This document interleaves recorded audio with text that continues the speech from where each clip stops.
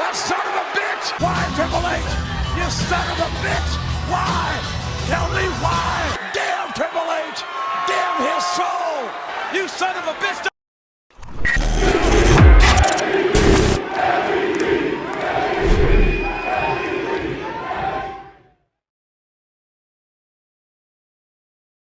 Yo, welcome back to the MVP's Lounge, y'all. I'm your host, The King. As always, thank you guys for liking, sharing, subscribing, commenting. All of the above, honestly. It's been a fantastic year. We're on our road to 1K, and we're going to get there. All right? Thanks to all of y'all out there. All right? Shouts out to every last one of you. This channel gets nowhere without you guys. So, hey, hook 'em horns, all right, for y'all Texas fans out there. Shout out to the Cowboys too. And we lost, but loss is a loss, but it's okay. Speaking of a loss, we're gonna jump right into AEW Collision to talk about Danny Garcia's loss that he just had with Jon Moxley again. He got rolled up. This is an AEO picture, by the way. This is a very AEO photo. Pause all of this. But Moxley rolls up Garcia once again and beats him. During this match, though, they tried to, continuously recruit him. He didn't want to take the bait in recruitment, and still ended up with the loss. So after that, what's that dude's name? Daddy Magic, something like that.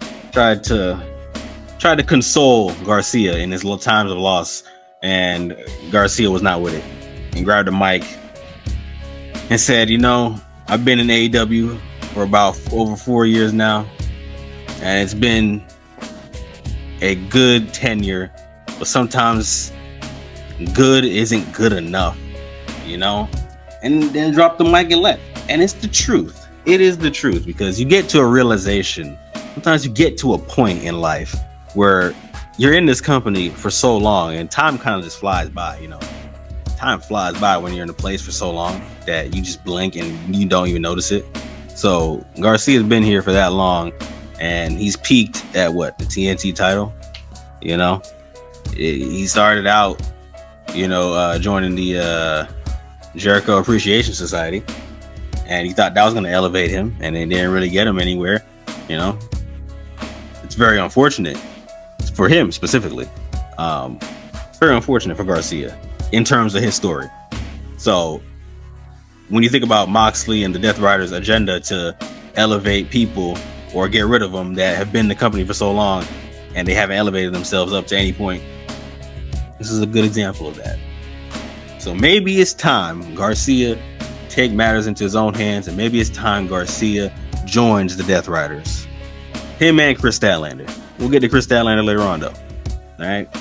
So we did get a lot of vignettes and promos from other people, so I'll kind of touch bases on that, here or there during this whole thing. So speaking of one thing, they gave a vignette for new AEW star Ace Austin, letting people know that he's got everything to gain here in the company, and he's going to take it step by step to work his way up. So shouts out to Ace Austin. Worked in New Japan for a while. He was in Bullet Club, and now he's here. So hey, shouts out to him. I have zero clue who Ace Austin is. I have seen zero of his matches, even though he had a debut match here. I haven't even seen that yet. So maybe I'll go back and check him out and see if he's any good. So y'all let me know in the comment section if he's good or not, if he's got anything worth of noting. Moxley addresses Darby Allin and lets him know he's going to put him in the ground for good. What does that mean? We'll find out later. Well, a lot of these are find out later kind of bases. Yes. We get to the All-Star Women's match. And for those who hate the All-Star matches, hey man, I guess. I mean, if you don't like it, you don't like it. Understandable. But we get Toni Storm, Kris Statlander, Harley Cameron, and Mina Shirakawa against Megan Bayne and the, what are they called? Death Triangle of Madness. Can't remember, but it's Tekla, Sky Blue, and Julia Hart. So 8-woman tag match. Fun little 8-woman tag match. I thought the heels were going to end up winning this because they were dominating like a good portion of this matchup. But it got to a point where like everybody was kind of like scattered all over the place. You know how these tag matches get, where niggas decide to fall asleep on the outside and have only 2 people in the ring. So it got to a point where it was just Kris Statlander and what was it, Sky Blue, I believe, in the ring. And before this match started, Wheeler Yuta showed up and whispered something in Chris's ear and then left. By the end of this match, Kris Statlander used Wheeler Yuta's seatbelt pinning finisher, or signature, I guess, on Sky Blue, and that's how she got the win. So again, little tidbits here and there. Looks like we might get Kris and Daniel Garcia into Death Riders. I'm all for it. I said it before, I'll say it again. I'm all for getting new members and getting a whole new vibe to the group. I'm with it. By the end of this match, though, after she got the W over Sky Blue, Megan Bayne pulled up and attacked, and then the rest of the Death Triangle pulled up and attacked. And once all that happened and went down, they needed to get saved. So before they could get saved, who is the one that did the saving? Well, it was none other than Daphne herself, straight out of the Scooby-Doo truck. Okay, fine, not Daphne. It was, you know. Do I gotta say her name? If you can't recognize what I mean by Daphne? Okay, sure, we'll say it. It wasn't Daphne. It was Jamie Hayter. Pulls up, double clothesline, saves Toni Storm, and goes to reach out her hand to pick her up, but Toni Storm smacks it away. Doesn't want Jamie Hayter's help. Very understandable. They got a long history with each other, and I don't know if you guys recall, but Jamie Hayter and Britt Baker and what was her name? What's called a Reba? Rebby? Not Rebby. Rebel? What's that lady's name? I think it might have been Rebel. You remember the trios group of them, you know? Yeah, they made Toni Storm's life a living hell for a little bit, for a small stint there. So yeah. But after Kris came in, tried to plead with her, and then Toni grabbed the microphone, looked at Tekla, looked at Jamie, looked at Kris Stat, and pretty much said that she wants all 3 of them at All Out. So it seems as though we're getting a fatal 4-way match. Toni Storm versus Kris Stat versus Jamie Hayter versus Tekla for the AEW Women's title in a fatal 4-way match. I'm with it. I'm all the way with it. We get something a little different. We get something that's going to be very physical out of these women. I like to see it. Now, I also would like to see somebody else win this title. That's just me personally. And I'm saying that only as in Toni doesn't have to get pinned in this. You can have somebody else get pinned.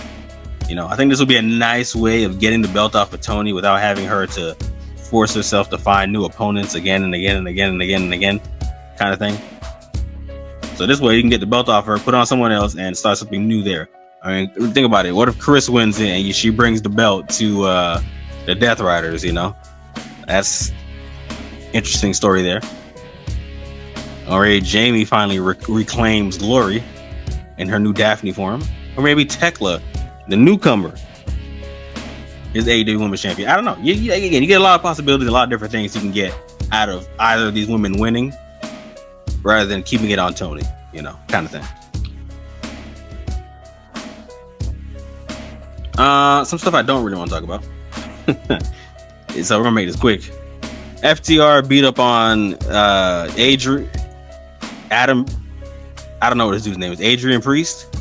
Yeah, I don't know. Who knows? He beats up on Priest and beats up on the Dynamite Kid, Tommy Billington or something like that. Yeah, that's about it. They beat up on them. The match goes way too long. But they end up winning anyway. So there you go. And they call out Edge and Christian and say they're gonna beat them at All Out because plot. Juice and Austin Gunn get a segment, pretty much throwing away the cardboard cutouts of Jay White and Colton Gunn, letting them know that they were dealt a hand of lemons. So now you gotta make lemonade. So you gotta do what you can with what you got. So both of them are gonna have to step out and be an efficient tag team without the helps of Jay White and Colton being in their shadows. As of right now, it's cardboard cutouts. They're gonna just do things themselves. We'll see where this goes with this group. I mean, I don't necessarily have faith. I like the combinations of Jay White and Juice and Colton and his brother, but here we are. Hands were dealt. They gotta do with what they can with it.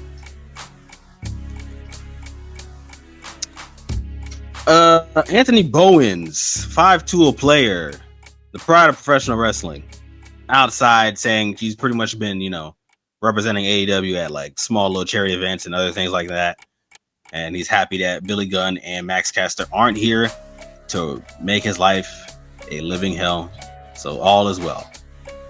Then out comes Jerry Lynn to pretty much tell him, hey man, you're really talented, but you trash low key because you ain't really doing nothing for real. And it's the truth, Anthony Bowens, you ain't doing nothing for real. You ain't doing a god dang thing. Nothing. Name me one thing Anthony Bowens doing. Nothing. Going to charity events, doing nothing else. Just told you right there. See? Exactly. He ain't doing nothing. So Bowens, remember I mentioned in that video about joining the Hurt Syndicate? Yeah, find something to do for yourself. Join the Hurt Syndicate or something, Get outside with it, type B. Get outside. Stop staying on the same subject of Billy Gunn and them niggas, alright? Do something different. Outrunners and Dalton Castle seem to be forming a faction. Yeah, it's gonna get real nasty. Holograms, Evil Twin will be showing up at some point, so do with that information what you will. But Conglomeration talked about it. He's gonna have a hologram and everything, and then Roddy got angry with something with Ishii. I don't know, and then he was yelling a lot. It got weird. So who knows? They're weird. They're just a weird team. They're just a weird. It's all weird. Did I mention that was weird? I think I need to mention it again. What else? What else? Oh, okay, we can do this. So Big Bill and Brian Keith are backstage, and for whatever reason, Big Bill wants Eddie Kingston. Hey, okay, I guess. All right, Eddie Kingston, when you pull back up for smoke, whenever that is, Big Bill wants to smoke. So I guess Eddie Kingston's first match back will be Big Bill. Maybe you do that all out. Maybe you do that. Maybe you do that all out. Maybe you have him call him out and have Eddie Kingston debut pull up. Not debut. That's debut. Return pull up at All Out against Big Bill. There you go. Or you gotta pull up on the Dynamite and then they have the match set for the card. Whichever you feel like doing, it's up to y'all. All right, very up to y'all. Don Callis family. Let's talk about how they pull up. Not they, but just really Josh Alexander and Kyle Fletcher and just Don Callis. But Josh Alexander, he's got a match this Wednesday against Hangman. So it's gonna be a grudge match between them. So all the veins are popping out on his forehead for him to let him know that he's taking out Hangman. So shouts out to that guy, allegedly. And then we had to glaze Kyle Fletcher some more. We got listen, when it comes to Kyle Fletcher, you got to say his full name and you got to glaze him. And there's no one better to glaze Kyle Fletcher than Don Callis himself. Okay, he had to glaze the man. Say, hey, those 30 seconds of him destroying Hangman and Kenny back to back, no one has done that in AEW. Only Kyle Fletcher has. And it's the truth. That is the truth. Shouts out to Kyle Fletcher. We're going to say his full name here on the MVP's Lounge, right? Full name being stated. Kyle Fletcher, TNT Champion, forever TNT Champion, puts them on notice once again, saying that, hey, Josh Alexander, hey, soften up that boy Hangman for me. And I guess, hey, we might be getting a match at All Out with Kyle Fletcher and Hangman, and I'm with it. I am with it. I am with it. Let's get it. Let's get to it. Kyle Fletcher, future world champion, is happening. All right. Just give it time. Just give it time. With that being said, we have now reached our main event of the evening. We've now reached the main event. But before we get there, let's just give you the stuff that's already been set in stone. Rosetta Stone. We got All Out. Coffin match. Darby Allin and Jon Moxley. Oh dear God. We know where this is going. Oh, trust and believe. We know where this is going. And we hope it's with Moxley in the casket and Darby diving right through it. If not, I don't know. Darby, your casket matches are starting to look very sus. If you end up losing this, it's gonna look very sus. Set up for Dynamite, we get Mercedes Moné and what's that lady's name? Emi Sakura, something like that. Apparently she trained Riho. And they're facing off against Riho and Winza. So that's gonna be a tag team match, but set for All Out is Riho versus Mercedes. How do you feel about that? Riho versus Mercedes at All Out. How y'all feeling about that? I'm kind of on the fence about it. I'm kind of like, I don't really care, but I'm also like intrigued a little bit to see what they do with it. But I'm also like, I don't really care because I kind of know Mercedes ain't losing this belt to Riho, right? Am I bugging? Just a little bit? I might be. I just might be bugging. Just a little bit. Also, as I said before, set for Dynamite, grudge match, Hangman, Josh Alexander. Let's tap in, y'all. Let's tap in. I believe this will be the last Philadelphia show in that 2300 arena as well. So enjoy it while you can. Okay? Soak it all up because it'll be gone. Oh, there it is. Cool. There it is. Excited for Dynamite? Hope you are. But main event time. Konosuke Takeshita versus Mark Briscoe. If Briscoe wins, he gets a TNT title shot. Seems simple enough, right? Well, we get into this matchup. And Takeshita should be washing this dude, but he isn't. It's kind of pretty even. It's very unfortunate, to be honest with you. But it's a pretty even match. And Takeshita gets knocked off the top rope by Briscoe. And Briscoe's about to go for that froggy bow for the win.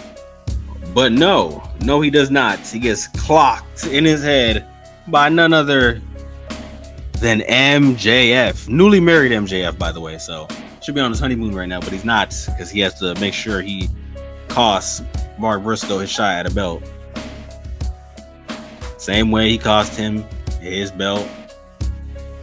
Gotta do the, hey man, gotta return the favor, man. Gotta return the favor. So knocks him off, and Konosuke Takeshita handles business while MJF lies on the floor. Then he goes to beat up Briscoe after the match. And Konosuke Takeshita was not with that.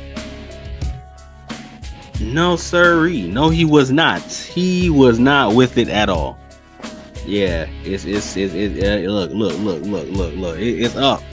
He like, hey, I was trying to face Mark Briscoe and this nigga myself. I ain't need your help, twin. I ain't need no assistance. So I send Josh Alexander to the back. I was gonna handle it myself. And they was about to get into their bag, but you know, Don Callis had to separate them. Be like, hey, twin, hey, you go about your day, we're gonna go about ours. But hey, this could be something in the future. Hey, I'm liking it. I'm liking it. I'm liking it. I like when other feuds and other people interact with other people. It just kind of like, it makes things nice, intertwining, you know. I like that. MJF and Briscoe get into another brawl, and pretty much MJF says he's gonna handle Briscoe, set up the match anytime, any place, anywhere. You can even set the stipulation. And Briscoe says, all right, All Out will be the location. And what will be the stipulation? Well, he says he'll have to figure that out. So that's how we end Collision, with the thought of what will Mark Briscoe choose for a stipulation match against MJF at All Out. Okay, that was AEW Collision. My final thoughts on this. Again, I liked the women's tag match. I like the whole thing with the Death Riders trying to recruit Garcia and Stat. Main event could have went a little bit shorter. I need Takeshita to get a lot more offense in on Mark Briscoe. Briscoe to get a lot less. That tag team match with FTR, definitely cut that in like 75% of that match out. But outside of that, enjoyed it. I'm not a fan of MJF and Mark Briscoe. I'm not even a fan of Mark Briscoe right now. Briscoe got to go. He has to go. We be getting too much Mark Briscoe. Too much. Way too much. Cut all this Mark Briscoe, Tony Khan. Stop it. All right. No more. But whatever this match has to be, I'll say this. You already have a casket match on your show. So that's one thing. So we'll make it like this. I need Mark Briscoe off TV for a while. Like, for a long while. Like, you can make him off TV, make him be off TV until like they start that Continental Classic thing. So that's in like, I think 2 months from now. So yeah, give me 2 months free of Mark Briscoe, okay?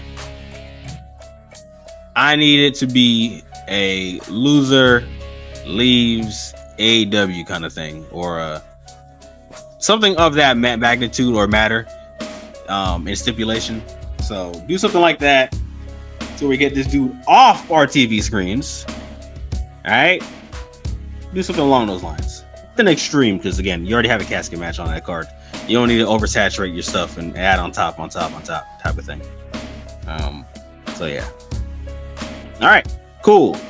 Y'all be sure to like, comment, subscribe, and share as always. That was AEW Collision. I'm gonna drop another video tomorrow on someone you know from the Street Profits. And if you've been watching the channel long enough, you'll probably know which one. But with that being said, I will see you guys next time. Thank you guys again for liking, commenting, subscribing to the videos, to the channel, subscribing to the channel, watching the videos, and liking and commenting. Sorry, I'm tired. It's late. But yeah, I'll see y'all next time. Peace. Is that Pat Patterson? It certainly looks like Pat. Holy mackerel, did he get fat? Damn! He ain't gonna be a MVPs.